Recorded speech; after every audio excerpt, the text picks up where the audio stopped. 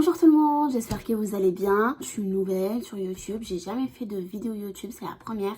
Alors je suis un peu excitée et contente et j'espère que ça vous plaira. Je m'appelle Nour, j'ai 22 ans, je suis brune, lol. Je voudrais vous ouvrir mon cœur, voilà. Je voudrais vous raconter un peu mon histoire qui n'est absolument pas comme les autres.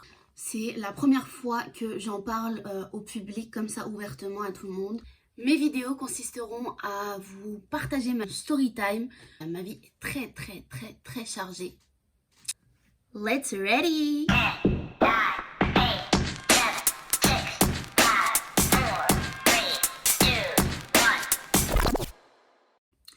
Toute ma vie bascule le samedi 2 juin 2011.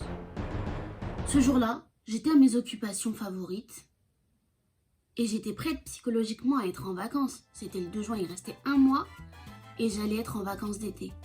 J'ai acheté mon billet, tout était ok, j'ai tout checké, mon passeport il était valide, j'étais prête à partir. J'étais avec ma cousine, on était en train de choisir les fringues d'été, qu'est-ce que j'allais mettre, il y avait de la musique, je m'ambiançais, on était au top, c'était the summer. Et le téléphone de ma mère sonne. J'étais tellement à fond dans mon délire, dans ma zik et tout, que j'ai même pas cherché à savoir qui a appelé. Je suis curieuse à fond quoi, je suis une super curieuse, hyper curieuse, je veux tout savoir. Surtout. En plus, juste après, je regarde ma cousine, je lui dis, imagine c'est eux. Elle me dit, qui eux? Imagine c'est l'hôpital qui appelle. Elle me regarde, elle me dit, mais non, c'est pas possible. Quelques minutes plus tard, ma mère, elle arrive, elle éteint la musique. Elle me dit, Nour, faut que je te dise quelque chose. Sachant que ma mère, c'est une grave vivante, quoi. Elle adore la musique. Dès qu'elle entend la musique, elle danse, elle bouge. Elle a vraiment elle est hyper fun, tu vois. Elle a la niaque. Elle kiffe danser, chanter. Enfin, tu vois, elle a la joie de vivre. Et la voir comme ça, j'ai su que c'était quelque chose d'assez grave, d'assez important. Elle s'assoit. Elle me dit, assis-toi à côté de moi. Ma cousine, elle s'assoit juste en face de nous. Et en fait... elle est arrivée par la porte, elle s'est assise directement sur mon lit là. Après, elle m'a dit de m'asseoir en fait juste à côté d'elle. Et ma cousine en fait, elle était assise là. Et elle me dit, l'hôpital il vient de m'appeler. Et moi j'ai tout de suite compris quoi. Elle me dit, ils ont trouvé un cœur pour toi. En fait, ce que j'ai pensé est avéré vrai. Et ma cousine, elle me regarde, elle me dit, mais comment tu savais toi?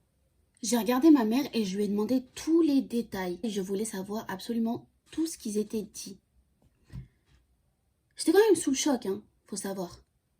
Bah du coup, mon voyage, il a été annulé, avion annulé, vacances annulées. J'étais un peu deg, mais j'étais mitigée. Mes sensations, mes sentiments plutôt, étaient mitigés. J'étais contente, j'étais triste, j'avais peur. Je savais pas la chose qui allait m'arriver en fait. C'est comme si tu avançais dans le vide. Je prenais pas l'histoire comme si c'était quelque chose de grave. Je la prenais à la légère. Je me suis dit hop, je vais changer de cœur et je vais pouvoir faire le Mont Blanc. Je vais pouvoir décoller, courir de partout, sachant qu'avant je pouvais rien faire de tout ça. J'étais fatiguée. Tout le temps fatiguée. C'était fatigant. C'est fatigant d'être fatiguée. Non, mais concrètement, j'étais épuisée, j'arrivais pas à courir. Dès que je courais, c'était la catastrophe. Je m'essoufflais, j'arrivais plus à respirer. J'étais bleue, j'avais froid tout le temps parce que j'avais mes doigts et ils étaient tout bleus. Mes lèvres, elles étaient bleues. J'étais vraiment vers la fin, quoi. J'étais vraiment vers la fin. Et heureusement qu'il y a eu cette greffe, quoi. Revenons à notre histoire. Donc après qu'elle m'ait annoncé la nouvelle, je vais direct me doucher. Je vais m'habiller. Je prends le strict minimum avec moi. Ce qui veut dire des habits de rechange, un pyjama et des pantoufles. Dans un sac vite fait comme ça, tac, et je sors de chez moi. Au lieu d'aller à l'hôpital, non, je vais pas à l'hôpital. Je vais chez mon grand-père. Je lui annonce la nouvelle parce que mon grand-père, c'est mon père. Il a toujours été là pour moi, pareil que ma mère. Ils ont toujours été là pour moi, ils m'ont toujours soutenue, ils ont toujours été là vraiment. Ils m'ont épaulée dès que je galérais, ils étaient là. Dès que j'avais une difficulté, ils étaient là. Je pouvais toujours compter sur eux. Mon grand-père, c'est comme mon père en fait. Il a pris la place de mon père. Et ma mère, ben, ma maman quoi.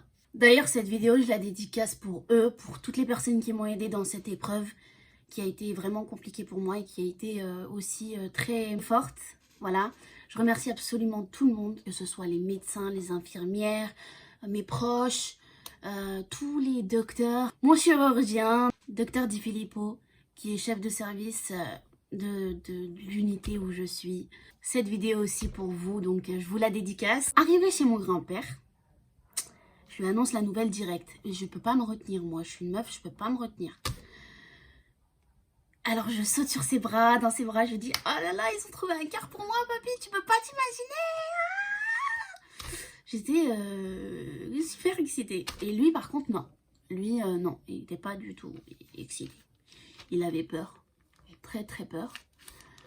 Comme s'il savait ce qui allait se passer en fait. Mon grand-père, sachant qu'il est infirmier, donc il est dans le domaine. C'est pour ça que je pense qu'il n'a pas été forcément content. Il décide de venir avec nous à l'hôpital. Le truc qui me fait rire, c'est que l'hôpital m'appelle moi, c'est tout. Hein. Je viens avec toute ma famille. C'est comme ça chez moi. Donc on arrive à l'hôpital. Je monte directement au service demandé, le service qui m'avait appelé. L'ascenseur s'ouvre. Et la suite, dans la partie 2 de ma story time. N'oublie pas de liker, de t'abonner et surtout d'activer la cloche. Gros bisous. Bye bye.